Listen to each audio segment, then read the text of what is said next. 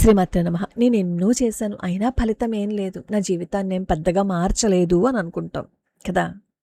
దీనికి సమాధానమే ఈ వీడియో. వీడియోలోకి వెళ్లే ముందు జై శ్రీకృష్ణ అని కామెంట్ పెడుతూ మీ మనసులో ఏమనిపించింది అనేది కూడా కామెంట్ చేస్తే అది ఇంకొకరికి ఉపయోగపడుతుంది. ఆ విధంగా ఒక్క 5 నిమిషాలు మనం భగవత్ సేవ చేసుకుంటున్నట్లు. భగవన్నామస్మరణ అంటే భగవత్ సేవ. మనం చేసే పని మన జీవితాన్ని మార్చదు, ఆ పని చేసే విధానం మన జీవితాన్ని మారుస్తుంది. అంటే పని చేయటం మాత్రమే కాదు, దానిని సరైన మనసుతో ఫలితంపై భయం లేకుండా, ఫలితంపై ఆశ లేకుండా చేయటం నేర్చుకో. ఈ ఒక్క శ్లోకం అర్థమైంది అంటే ఓటమి కూడా మన విజయానికి మార్గం చూపిస్తుందన్నమాట. బుద్ధియుక్తో జహాతీహ ఉభే సుకృత దుష్కృతే తస్మాద్యోగాయ యుజ్యస్వ యోగః కర్మసు కౌశలం. యోగః కర్మసు కౌశలం అన్నారు. ఈ ఒక్క మాట అర్థమైతే ఓటమి కూడా విజయంగా మారుతుంది. అంటే కర్మ చేయటం మన వంతు, కానీ అదే కర్మను బంధనం కాకుండా ఒక యోగంగా ఎలా మార్చుకోవాలో తెలిస్తే ఈ లోకంలో మనం జీవన్ముక్తులం కావచ్చు. ఫలితం మీద ఆశ వదిలేసే బుద్ధిని స్థిరంగా ఉంచి పని చెయ్యి. అప్పుడు పాపపుణ్యాలు రెండు మనల్ని అంటవు. ఆ కౌశలమే ఈ శ్లోకం యొక్క రహస్యం అన్నమాట. శ్రీకృష్ణ పరమాత్మ అర్జునుడికి ఏం చెప్తున్నారు? యుద్ధరంగంలో కిం కర్తవ్యతా మూఢుడై లాభ నష్టాలు జయాపజయాలు గురించి ఆలోచిస్తూ కుంగిపోతున్న అర్జునుడికి సమత్వ బుద్ధి యొక్క గొప్పతనాన్ని కృష్ణ పరమాత్మ వివరిస్తున్నారు. మనం ఏ పని చేసినా దానికి ఒక ఫలితం ఉంటుంది కదా, పాపం కానీ పుణ్యం కానీ. కానీ భగవద్భావనతో సమబుద్ధితో చేసేవాడు ఈ రెండింటికి లొంగడు. కర్మలు చేయటం మానవ సహజం, కానీ ఆ కర్మల వల్ల బందీ కాకుండా తప్పించుకోవటమే అసలైన స్కిల్ అన్నమాట, నేర్పు. ఫలితాన్ని ఆశించకుండా కర్తవ్య భావనతో పనిచేయటమే ఆ నైపుణ్యం, అదే యోగం. కాబట్టి అర్జున, నువ్వు ఆ యోగాన్ని ఆశ్రయించి యుద్ధం చెయ్యి అని కృష్ణ పరమాత్మ ప్రబోధిస్తున్నారు. శంకర భాష్యంలో శంకరాచార్య స్వామి వారు ఏం చెప్తారు అంటే, ఇక్కడ బుద్ధి అంటే ఆత్మజ్ఞానం లేదా సమత్వ బుద్ధి.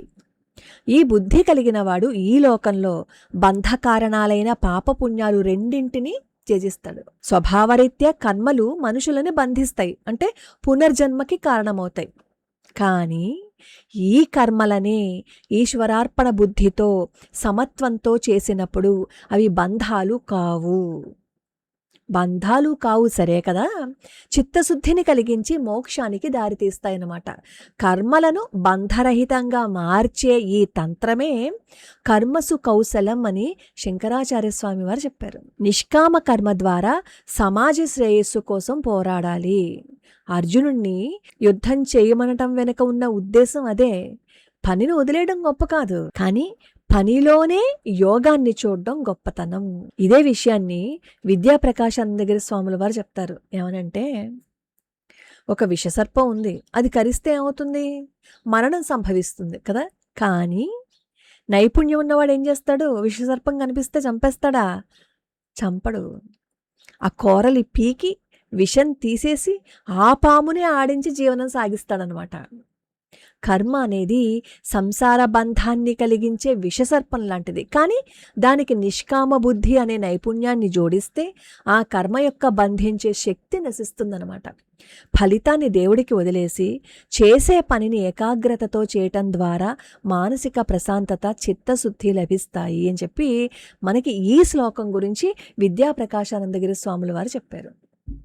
అంటే మనం చదువుకుంటున్నా, ఉద్యోగం చేస్తున్నా, నాకు ఫస్ట్ ర్యాంక్ రావాలి, నాకే ప్రమోషన్ రావాలి అని ఫలితం మీదే ధ్యాస పెడితే యాంగ్జైటీ పెరిగిపోతుంది.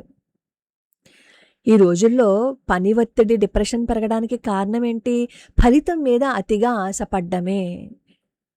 ఫలితం మీద అతిగా ఆశపడ్డాం అనుకోండి, వెంటనే అవుతుంది, ఒత్తిడి పెరిగిపోతుంది. నా వల్ల అవుతుందో లేదో, నేను చేయగలనో లేదో అని డిప్రెషన్‌కి వెళ్ళిపోతాం. కానీ ఆఫీస్‌కి వెళ్తాం. మంచి పని చేశామని అనుకోండి, చాలా బాగా చేశామనుకోండి బాస్ మెచ్చుకుంటాడు. లేదు అని అనుకోండి తిడతాడు. ఇప్పుడు మెచ్చుకున్నప్పుడు మనం ఎలా అయితే స్వీకరించాలేదో, మెచ్చుకున్నప్పుడు స్వీకరించకూడదు. తిట్టినప్పుడు స్వీకరించకూడదు. మనకి కష్టం వచ్చినా, నష్టం వచ్చినా, బాధ వచ్చినా, సంతోషం వచ్చినా, సుఖం వచ్చినా, ఏమొచ్చినా సమస్థితిని అలవర్చుకోవటం. అబ్బా! అదెలా చేస్తామండి మీరు భలే చెప్తారు అంటారు. సాధన చేస్తే ఖచ్చితంగా సాధ్యమవుతుంది. సాధన చేస్తే సాధ్యం కాని పనంటూ ఏమీ లేదు. మనం చేసే ఏ చిన్న పనికైనా సమాజానికి లేదా భగవంతుడికి సమర్పణగా భావించి చేసినప్పుడు ఇందులో స్వార్థం పోయి అద్భుతమైన నాణ్యత వస్తుందంటే క్వాలిటీ వస్తుందన్నమాట. అంటే కృష్ణుడు ఏం చెప్తున్నాడు? ఫలితం నీ చేతిలో లేదు, కానీ పని చేసే విధానం మాత్రం నీ చేతిలో ఉంది. అందుకే టెన్షన్ లేకుండా పనిచేయాలి, పోలిక లేకుండా పనిచేయాలి, అహంకారం లేకుండా పనిచేయాలి. అప్పుడు ప్రతి పని యోగంగా మారుతుంది. జీవితంలో గెలిచిన వాళ్ళు ఎక్కువ టాలెంట్ ఉన్నవాళ్ళు మాత్రమే కాదు, వాళ్ళు మనస్సుని స్థిరంగా పెట్టుకుని పని చేయగలిగిన వాళ్ళు అనమాట. అందుకే కృష్ణ పరమాత్మ యోగ కర్మసు కౌశలం అని చెప్పారు. పని చేయటం కాదు గొప్పది, పనిని యోగంగా మార్చుకోవటం గొప్పది. ఒక చిన్న ఎగ్జాంపుల్ చెప్పుకుంటే, ఒక కంపెనీకి పెద్ద సీఈఓ అయిపోయాము అని అనుకోండి, మన జీవితం మారిపోతుంది అని అనుకుంటాం కదా. కానీ సీఈఓ అయిన తర్వాత కూడా ప్రశాంతత లేకుండా ఒత్తిడితో నలిగిపోయే వాళ్ళు ఎంతమంది ఉన్నారు కదా. సీఈఓ అయిపోయినంత మాత్రాన జీవితం మారిపోతుందా? మారదు. అందరిది ఒకేలాగా ఉండదు జీవితం. అంత ఒత్తిడితో ఎందుకు నలిగిపోతున్నారు? వాళ్ళు పదవిని చూశారు, కానీ పని చేసే విధానాన్ని మార్చుకోలేదు. ఏ పనికైనా ఏకాగ్రతతో, ఇష్టంతో, నిష్కామ బుద్ధితో పనిచేసినప్పుడు ఇచ్చే తృప్తి, ఆ పని ఇచ్చే తృప్తి జీవితాన్ని ఆనందమయం చేస్తుంది.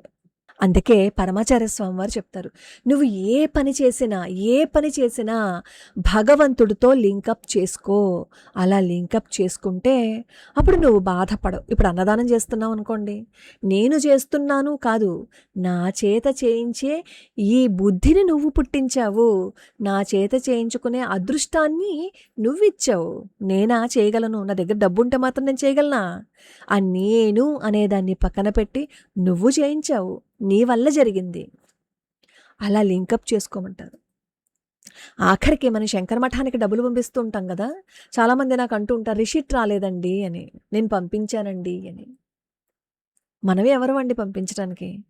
అసలు కామెంట్లో కొంతమంది అయితే అంటారు, 3 నెలల నుంచి నేను ప్రయత్నం చేస్తున్నాను, పంపించలేకపోతున్నానండి అని. మనలో పెంచుకోవాల్సిన భావన ఏంటో తెలుసా? నాకు ఆ పంపించే అదృష్టాన్ని ఇవ్వు, నీ సేవ చేసే అదృష్టాన్ని నాకు ఇవ్వు, ఆ భావన పెంచుకుంటే మారిపోతుంది జీవితం. ఒక గుడి కట్టడానికి 3 శిల్పులు వచ్చారనమాట, అవన్నీ చెక్కడానికి శిల్పాలు. మొదటి శిల్పి తనకి ఇంక వేరే చోట, అంటే ఫ్యాన్ వేసుకుని హాయిగా ఏసీ రూముల్లో కూర్చుని పని చేసుకునే పని దొరకక ఈ పని చేస్తున్నాడు. నా కర్మరా బాబు అని అనుకుంటూ. అలాంటప్పుడు చేసే పనిలో తృప్తి ఉండదు. ఏదో మనకు అది దొరకలేదు కాబట్టి ఇది చేస్తున్నాం అనే భావంతో మాత్రమే చేస్తున్నాడు. రెండో శిల్పి ఉన్నాడు, అతనికి జీతం మాత్రమే ముఖ్యం. జీతం ఇస్తే ఇంకా ఎక్కువ గంటలు పనిచేసి అక్కడ డబ్బులు సంపాదించుకుంటాడు. అతనికి కూడా చేసే పని మీద ప్రేమ లేదు, చేసే పని మీద ఇష్టము లేదు. డబ్బులు ఇస్తున్నారు, చేస్తున్నాం అంతే. కానీ మూడవ శిల్పి, నీ రూపాన్ని చెక్కగలిగే అదృష్టాన్ని నాకు ఇచ్చావు కదయ్యా, ఇంతకు మించి నాకేం కావాలి చెప్పు అనుకుంటూ ఒక్కొక్క శిల్పాన్ని చెక్కటం మొదలుపెట్టాడు. అక్కడ ఈ శిల్పాలు చెక్కిన తర్వాత వచ్చి చూస్తారు కదా, మొదటి 2 శిల్పులు చెక్కిన దానికంటే కూడా ఈ మూడవ శిల్పి చెక్కిన శిల్పంలో జీవం కనిపించింది. అప్పుడు అక్కడికి వచ్చిన వాళ్ళు ఆ మూడవ శిల్పిని సత్కరించారు. అంటే మొదటి 2 కూడా ఇదే పని చేశారు, కానీ ఇష్టం లేక ఒకళ్ళు, జీతం కోసం ఒకళ్ళు చేశారు. కానీ మూడో వ్యక్తి ఎంత పూనికతో చేశాడో అది మనం చేయవలసిందనమాట. మన మాటలే మన జీవితాన్ని మార్చేస్తాయి. మన మాటలే మన మనస్సు. కాబట్టి మనం ఏ పని చేస్తున్నా, ఏం చేస్తున్నా, చదువుకుంటున్నా, ఆఫీస్ ఫైల్స్ చూస్తున్నా, వంట చేస్తున్నా, ఏదో ఒకటి పూర్తి చేసేయాలి అని కాకుండా ఈ పనిని నేను ఎంత అద్భుతంగా, ఎంతటి సంతోషంతో చేయగలను అనే విధానంలోకి మారడమే గీత చెప్పిన కౌశలం అన్నమాట. స్నానం చేసి వంట చేస్తున్నంతసేపు భగవన్నామ స్మరణ చేసుకుంటూ, వంట చేసేసి దానిని నైవేద్యంగా భగవంతుడికి సమర్పణ చేసి దాన్ని ప్రసాదంగా తీసుకున్నాము అని అనుకోండి, పిల్లల్లో ఎంత మార్పు వస్తుందో తెలుసా? ఒక్కసారి ప్రయత్నం చేసి చూడండి. మీరు వంట చేస్తున్నప్పుడు భగవన్నామ స్మరణ చేస్తూ వంట చేసి పిల్లలకి పెట్టి చూడండి, భగవంతుడికి నైవేద్యం పెట్టాక. అప్పుడు మార్పు మీకే తెలుస్తుంది. ఒక్క సంవత్సరం పాటు చేయండి. మార్పు తెలియకపోతే అప్పుడు అడగండి. మనం బాహ్యంగా చేసే పనులు తాత్కాలికమైన మార్పులను ఇవ్వచ్చు, కానీ మనం పనిచేసే విధానంలో సమత్వ బుద్ధి అంటే రాగద్వేషాలు లేకపోవడం, ఆ సమత్వ బుద్ధి ఉంటే మన మనస్సుని, మన క్యారెక్టర్ని కూడా మారుస్తుంది. ఆ అంతర్గత మార్పే నిజమైన జీవిత మార్పు. ఇది ఒక్కటి ప్రొద్దున్నే మనం గుర్తు చేసుకున్నాము అని అనుకోండి, అసలు అసలు అద్భుతమైన లైఫ్ కోట్ అనమాట. అంతే కదా! నేను ఎంత అద్భుతంగా చేస్తున్నాను, ఎంత సంతోషంగా చేయగలను, నేను ఎంత అద్భుతంగా ఎంత సంతోషంగా చేయగలను అని పొద్దున్నుంచి మనం చేసే ప్రతి పనిలోనూ ఆ భావన పెట్టి చేస్తే 100% సక్సెస్ సాధించగలం. నేను ఉద్యోగం సాధించలేకపోతున్నానండి అంటారు. కాదు, నువ్వు దాన్ని ఎంత అద్భుతంగా ఎంత సంతోషంగా చేయగలవో చేయి. నీకు రాలేదు అని అనుకో, అడుగు, ప్రయత్నించు.